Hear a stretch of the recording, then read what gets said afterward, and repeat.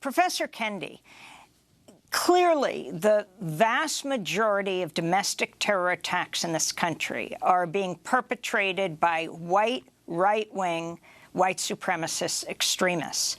And yet what we have in this country is state after state banning teaching about racism, essentially, when they talk about critical race theory, a very loose definition of it. Can you respond to this? I mean, we're talking about absolute horrors taking place all over this country. I think that is the reason why this crisis of white supremacist domestic terror is likely to get worse, because studies have shown that anti-racist education, that anti-racist books serve in a protective fashion, particularly from white youth, when they are exposed to white supremacy, because through learning about the history, let's say, of white supremacy, they're better able to recognize it.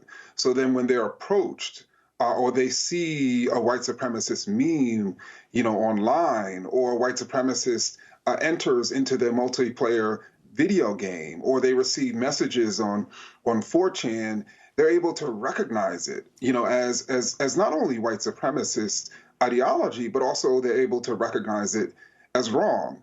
But because we're in a time in which there's, even before this so-called attack on critical race theory, there was a very abysmal amount of anti-racist education in schools, and there were very few teachers who felt they had the ability or even the courage to teach the truth about race, and that has only declined.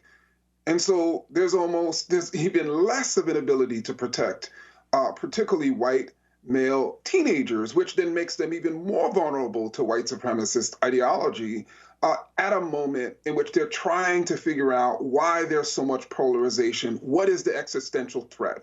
Is the existential problem racism, or is it anti-racism? Is it white supremacist ideology, or is it people of color? And clearly these white supremacists are making the case that it's people of color, that they're the source of their pain, which is something that many of these young white male supremacists are being indoctrinated on, groomed on, and thereby carrying out mass shootings. And this is only going to get worse if we don't get a handle on it. So what does anti-racist education look like? Well, anti-racist education, first and foremost, is teaching our children about the history of white supremacist ideology, the role that white supremacist ideology played in racial slavery, in settler colonialism, in Jim Crow. It's also teaching white children and children of color about all the different people of all races who challenged settler colonialism and slavery and Jim Crow and mass incarceration. It's teaching children that there are multiple cultures, just as there are multiple cultures, colors, and we should value them all equally. It's teaching children that the source of racial disparities and inequities in our community is not the inferiority of a particular racial group, but this history and presence of racist policies. It's teaching children, our racial reality, so that they can see that though we look differently, though we speak differently, we're all equals. But the cause of these inequities are indeed racism. Well, I want to thank you both for being with us. There is so much more to talk about, and of course, we'll continue this discussion. Ibram X. Kendi has a piece in The Atlantic which will link to the danger more Republicans should be talking about. White supremacist ideology is harmful to all, especially the naive and defenseless minds of youth.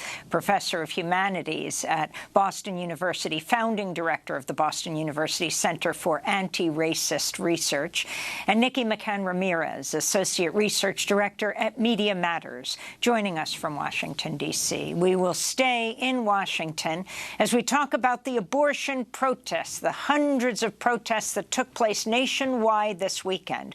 We'll speak with Renee Bracey Sherman of We Testify.